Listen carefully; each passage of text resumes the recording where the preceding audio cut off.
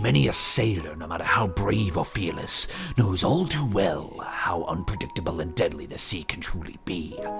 Before every setting of the sails, a prayer goes throughout the crew, praying to God for the safety of their voyage.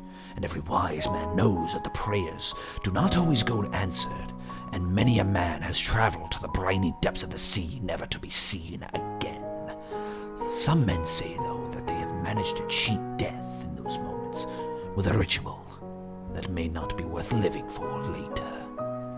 The ritual is fairly simple, but not one that one wants to use unless they are in mortal peril and know it.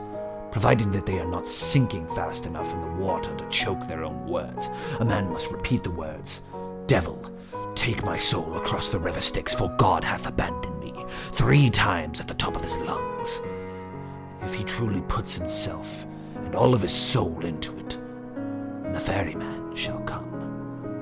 No matter how much the waves rage and toss, his ship shall not be turned, nor shall it capsize. The man shall feel his wrist grasped and be pulled into the boat. From there, he will not feel the waves rocking him, and he will no longer hunger nor thirst. All he will feel is the breath in his lungs and the wind blowing softly across his face. It is important that the sailor does not look up into his eyes. You see, the ferryman will not take a soul across the river Styx without payment. The sailor will hear him speak, asking for payment, and when he asks, the sailor must proclaim that he is without payment and needs to retrieve it from home. The ferryman will then begin to row to the sailor's home shore. The sailor must not look at the ferryman for the entire voyage, even if that voyage takes 3 days and 3 nights. It matters not.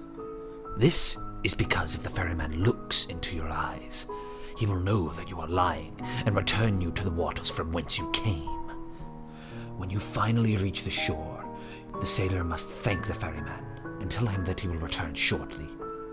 The sailor can then never return to the sea.